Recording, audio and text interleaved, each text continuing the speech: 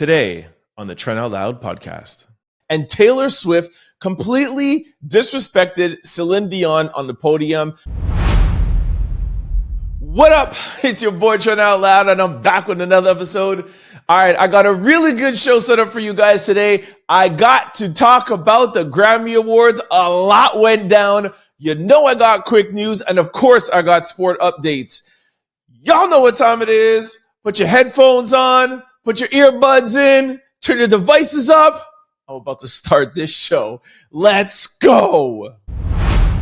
Before I get to any mess that happened at the Grammy Awards, let me tell you guys about some notable winners.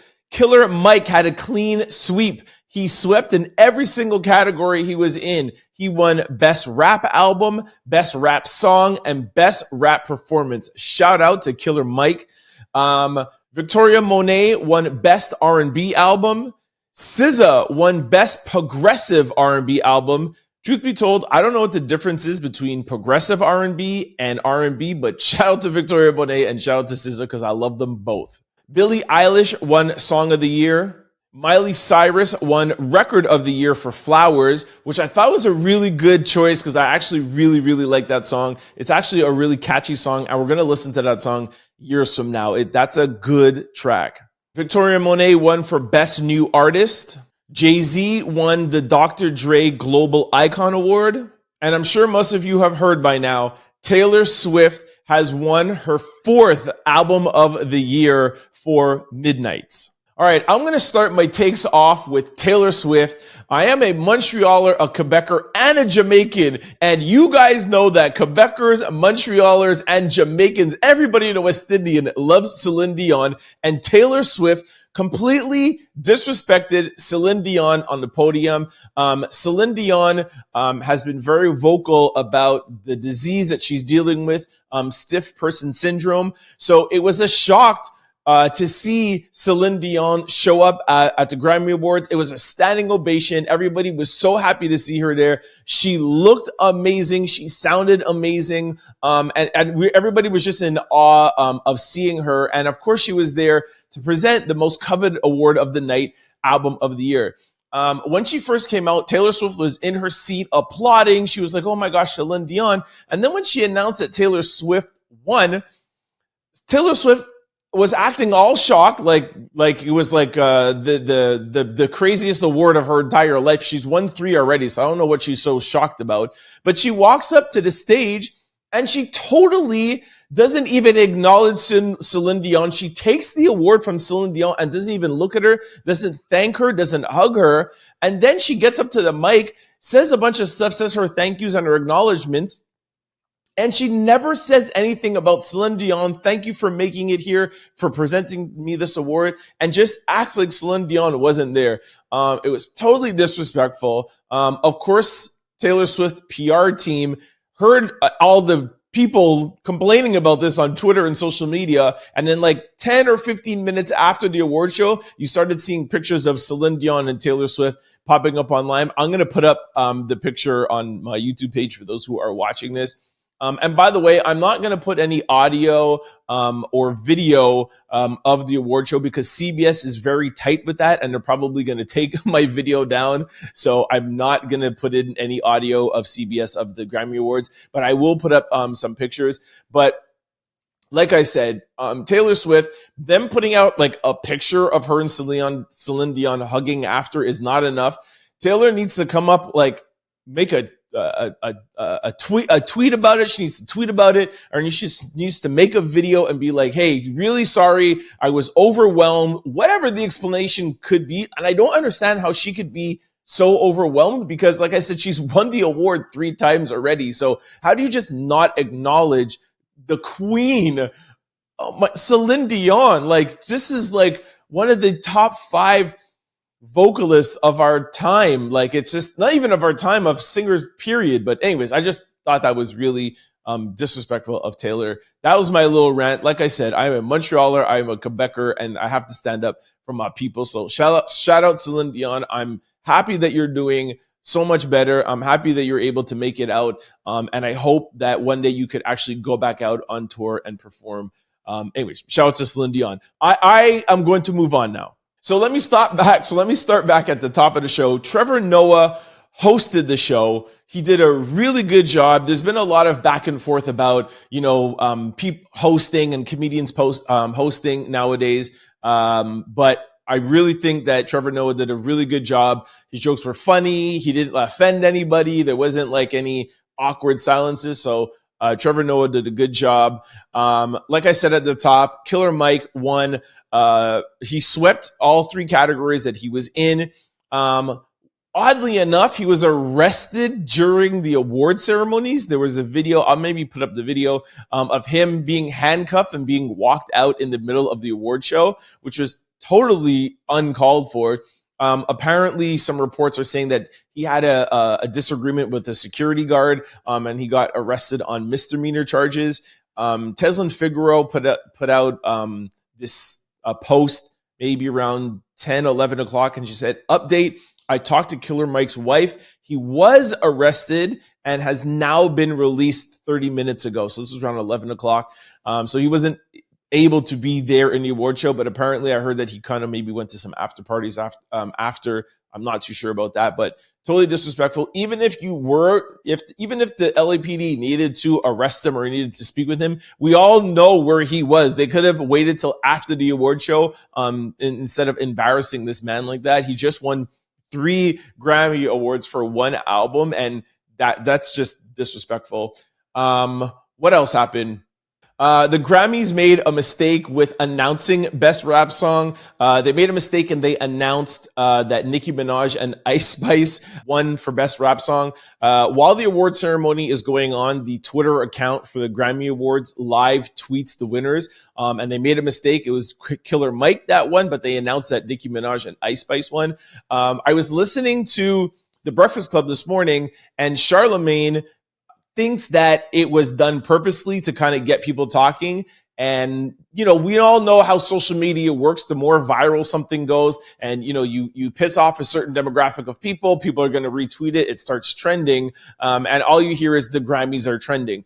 And ironically, I didn't even know that the Grammy Awards were this Sunday. And guess what? How I found out? I found out because this popped up on my Instagram feed of Nicki Minaj and Ice Spice being, miss, they were not the real winners, that the Grammy Awards made a mistake and was really Killer Mike. And there was like not 100,000, but there's like 10 or 20,000 comments underneath. And I was like, oh yeah, the Grammy Awards are on. So maybe Charlemagne is on to something, like who knows? Anyways, the Grammy Awards made a mistake and they fixed that. What else happened?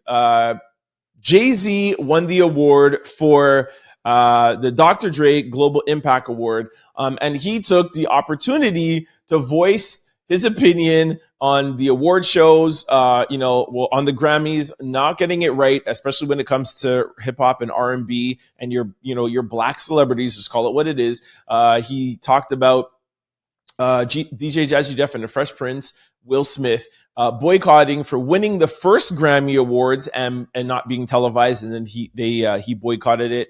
Then when Jay-Z won in 1998, he boycotted it because DMX wasn't nominated. And then also he talked about Beyonce having more Grammys than anybody in the world, and she has never won Album of the Year. But then you have Taylor Swift, who's only won 14 Grammys, and of her 14 Grammys, 4 are for Album of the Year. So it's kind of just a little bit like, well, how does that make sense? One is the most awarded Grammy Award winner, but you don't give her Album of the Year. But Taylor Swift has won 14. So that means that she's only won 10 for other things, but then 4 for Album of the Year.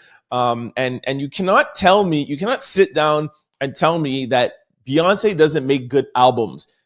Because that's what some people are saying online. It's that maybe she makes good songs and that's why she's winning awards, but Album of the Year is a collective project. Are you trying to tell me that Beyonce doesn't make good, solid albums? Like, you could sit down and listen to a Beyonce song from the first track to the last track and you don't have to skip it. Like, it's a cohesive album. I understand there's some artists out there who shall remain nameless. I'm not trying to start any beef, but yes, we all know there's some artists that are just track based, especially nowadays. There's a lot of artists that are just, trying to make it on TikTok and they're trying to make it on, social media. They're trying to make trends. Like Beyonce makes full collective cohesive album. So there's no reason why Beyonce should have never have won album of the year. So shout out to Jay-Z for calling the Grammy Awards out on that. And also shout out to him for bringing up Blue up there, his daughter Blue. I can't believe how big she is. She's almost like his height. It's weird because we all saw Blue growing up.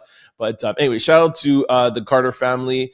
And lastly, my last take on something was the Burna Boy performance. I was so excited to see Burna Boy perform. It was announced that Burna Boy is going to be performing. It will be the first time Afrobeats will ever be performed at the Grammys, or an African artist performed at the Grammys. And I was so excited. That's actually how I heard about the Grammys a couple of weeks ago. And then, like I said, I forgot that it was actually last night.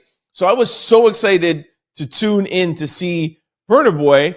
And then, like, no shade towards Brandy and 21 Savage, but he did Sitting on Top of the World, and I guess the remix is what 21 Savage, and he brought out Brandy and 21 Savage. Like, we want to see Afrobeats. We don't want to see Brandy and 21 Savage. We don't want an American version of Afrobeats.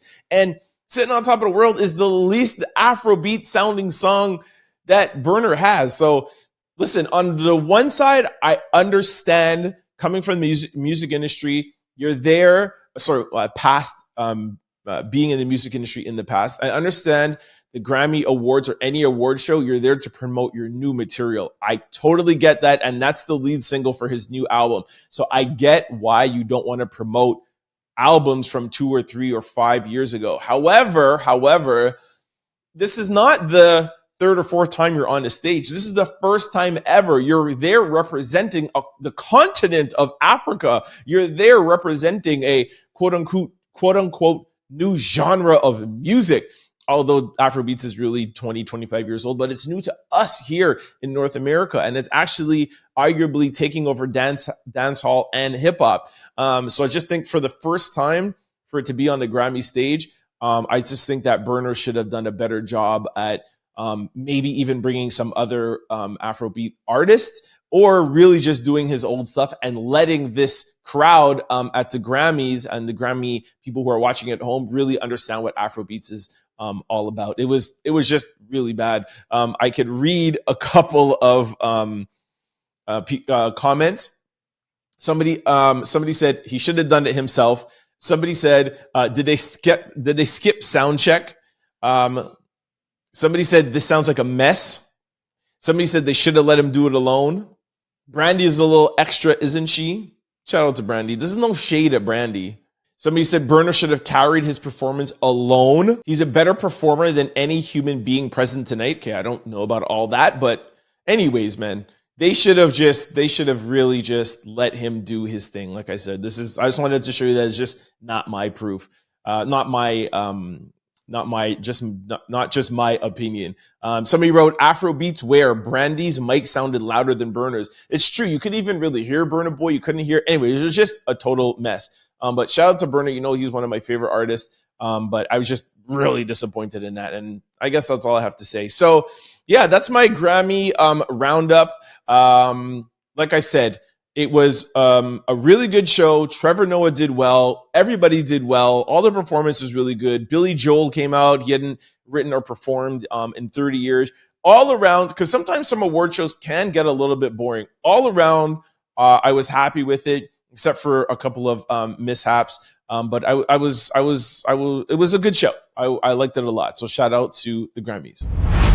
Talking on music, Universal Music has pulled all of its music off of TikTok. So if you guys remember, I told you this last week where Universal Music was threatening TikTok to remove all the Universal artists off of the app. And I was saying to you, like, I don't really think this is going to happen. I think it's really a threat. Well, I was wrong. They actually really did it. Let me read the report to you. Universal Music Group, a powerhouse in the music industry, has decided to pull its catalog off of TikTok. The core of the dispute is Universal Music Group demands better compensation for their music, reflecting its values and contribution to TikTok's success. On the flip side, TikTok defends its position as a vital platform for music discovery and artist promotion. I can't lie, I could really see both sides of the argument here because a lot of songs, a lot of music gets broken on TikTok nowadays and not on radio. I'll continue. Universal Music Group is not just fighting for more cash. They're worried about their music being mishandled by TikTok's AI, losing its soul in the process. TikTok clapped back saying Universal Music Group is just being greedy and forgetting about the free promo they're getting from their billions of users. Like I said, this is a pretty decent argument. I cannot lie. For the average TikTok user, the absence of Universal Music's catalog might not be immediately noticeable. However, as time goes on, users may feel the impact, particularly when discovering new music. Users accustomed to engaging with content featuring hits from artists like Taylor Swift might explore a more diverse range of music, potentially benefiting lesser-known artists. This could also challenge content creators who rely on trendy music to attract views and engagements, pushing them to be more creative. I don't know about this one, man. I really don't know what's going to happen. I don't see this lasting very long. People say it's not going to last very long. But hey, I was wrong, and I'm sure a bunch of people were wrong too when they said that Universal will not pull their music. But I think both sides have a good argument. TikTok is saying, listen, we don't pay you super well, but we help launch songs and launch artists for you. And the artists also get the benefit because they get, appearance fees and stage shows. So they make their money off their live performances. Universal gets to break music and then they make money off of radio play or, commercial or movie ads. And TikTok benefits because they get to have their creators have access to music. So right now, everybody is winning. But I guess Universal's putting their foot down saying, hey, this is our music. We own it. You guys got to pay us for it. And I guess they looked at and they know that these platforms, these social media platforms, especially TikTok, who is more home to creators and not so much influencers like how Instagram is, that TikTok is going to have a hard time maintaining their place in the social media sphere without having music, especially music like Universal. Where I think it actually might even get even worse is that if other music labels start pulling their catalog from TikTok, then TikTok is going to be in real trouble. And of course, they're going to have to pay out.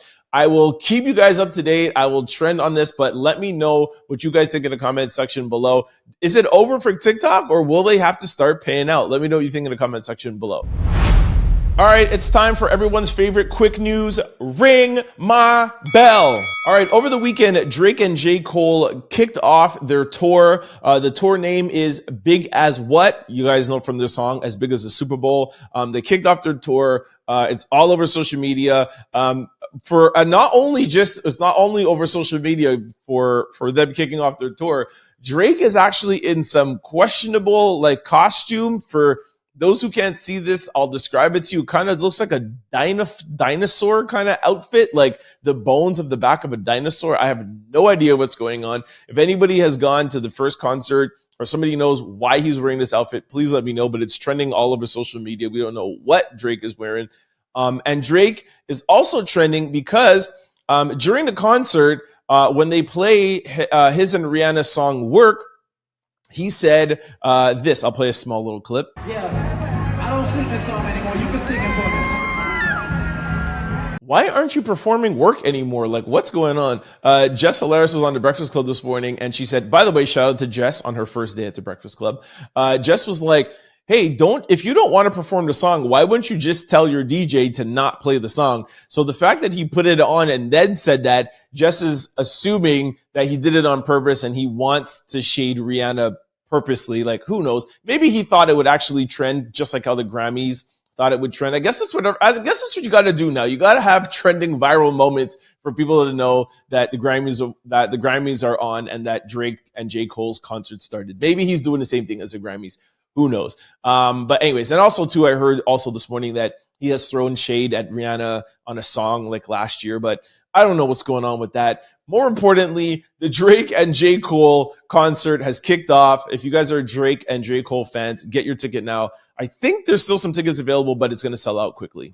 Nelly and Ashanti were spotted in Miami at Club 11. I was actually there when I was there for Art Basel. Shout out to the people at Club 11. It's super dope club. It's actually a 24-hour club. It never closes. It's absolutely crazy. Anyways, I'm going to put up a picture on YouTube. And people are speculating that Ashanti is pregnant, which we know that it's not really a surprise because they kind of hinted it a couple of months ago. But she has like some short shorts on, and she has like a really big t-shirt over it. She looks a little thicker than normal, and nobody addressed it. Nobody said anything. We all know Ashanti is pregnant, but she's doing like the Halle Bailey thing where she's just letting people in the media speculate and not confirm or deny. But Ashanti's looking good out here. Ashanti and Nelly back together, having kids. I always joke on my Instagram how Ashanti is my wife and how much I love Ashanti because you guys know I am a very big Ashanti fan.